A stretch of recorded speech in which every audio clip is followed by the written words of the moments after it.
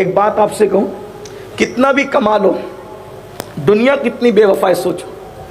अगर 5 करोड़ का बंगला भी है, डॉक्टर कहता है कि तुम्हारे अब्बा की तबीयत सीरियस है, इसको आईसीयू में डाल दो, बोलो कहाँ लेकर के जाते हैं? बेटे पोते नवासे, कहाँ? हॉस्पिटल में हैं।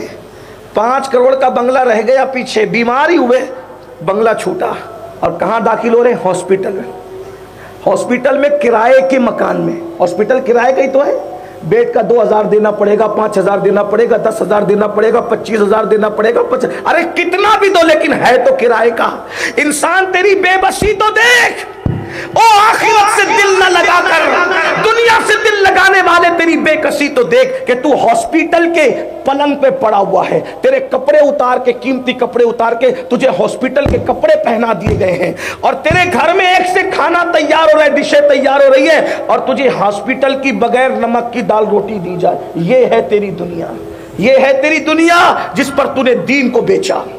ये है तेरी दुनिया जिस पे तूने आखिरत को, ये बगैर नमक की दाल रोटी तेरी दुनिया का आखिरी खाना है, ये तेरी दुनिया का आखिरी खाना है। मेरे भाई जरा सोच तो सही, कहां है, किस दुनिया से दिल लगा रहे? अरे आखिरत की तैयारी करो, आखिरत जैसी कोई चीज है ही नहीं। कुरान कहता है बल तुसिरून अल हयात दुनिया वल आखिरतु खैरुन व अबका, कि दुनिया से बेहतर आखिरत है। दुनिया खत्म होनी है, आखिरत बाकी रहने वाली है। हमारे मुर्शिद सैयदी सरकार मारूफ करकी रहमतुल्लाह अलैह एक मर्तबा फल फ्रूट की दुकान पे खड़े रहकर गौर से फलों को देख रहे थे, गौर से फलों को देख रहे थे। किसी ने कहा, ए मारूफ, क्या तुम्हें फल खाने की हाजत है? कहा, हाजत नहीं है, मैं तो सिर्फ ये देख रहा हूं ये फल कौन खरीदेगा। नाफरमान लोग इसको खरीद के ले जाएंगे, फर्मा बरदार भी ले जाएंगे। मैं देख के खुश हो रहा हूं। जब दुनिया में अल्लाह नाफरमानों को इतना लजीज खिला रहा है,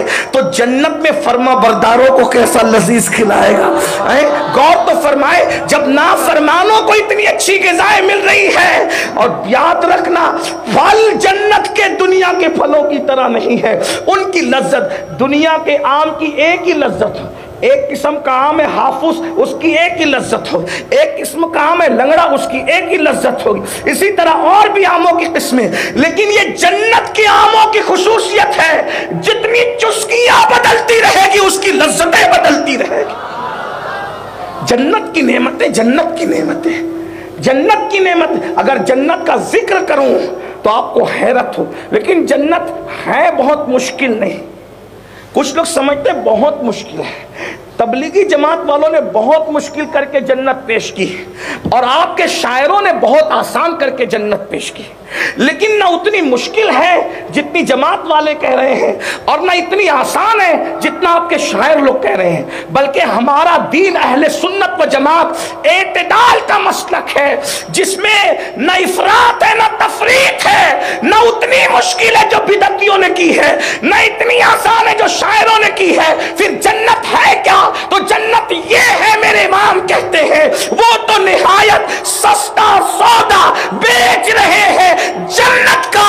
हम मुफलिस क्या मोल चुकाए, अपना हाथ ही खाली है। जन्नत करीब भी है, सस्ती भी है। मेरे आका फरमाते हैं जन्नत सिर्फ 2 कदम पर है, बहुत दूर नहीं है जन्नत। जन्नत सिर्फ 2 कदम पर है। फरमाया एक कदम अपने नफ्स की ख्वाहिश पे रख दे और दूसरा कदम जन्नत में दाखिल हो जा।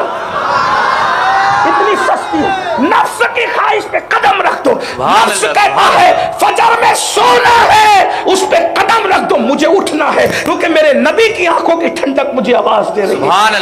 नफ्स कहता है गाने सुनना है, मैंने गाने नहीं सुनना। नफ्स को कुचलना है, नबी की आवाज में लब्बैक कहना है। अजान के वक्त तो दुनिया की बातें करने को नफ्स कहता है, मैंने नहीं करना दुनिया की बातें। अजान के वक्त मैंने तो अजान का जवाब। कितनी सस्ती है जन्नत नफ्स पे, हालांकि सस्ती नहीं है। यही तो बड़ी मुश्किल है, नफ्स को कुचलना आसान नहीं। नफ्स को, हजरत सुल्तानुल आरिफीन बायजीद बुस्तामी 40 साल तक रोजे रखते रहे, नमाजें पढ़ते रहे, भूखे रहे, दरख्त की पत्तियों से रोजा रखकर पानी पे इफ्तार करते रहे। फिर भी एक दिन चेक किया, नफसानी ख्वाहिश है कि चली गई, तो अपने नफ्स को देखा कि नफ्स तो है भाई, और वो भी बिच्छू की शक्ल में है। तो आपने कहा 40 साल तक तुझे मार रहा हूं, तू अभी तक मरा नहीं। कहा बायजीद मैं तो हूं अभी, और उस वक्त तक रहूंगा जब तक तेरी मैं बाकी रहे। जब लोग तेरे हाथ चूमते तो तू सोचता है ना कि मैं कुछ हूं, इसलिए मैं बाकी। जब तक तेरी मैं बाकी तब तक मैं बाकी। जिस दिन तू मैं खत्म करेगा उस दिन फिर मैं खत्म हो जाऊंगा। फिर अब मैं तुझे खत्म करता हूं।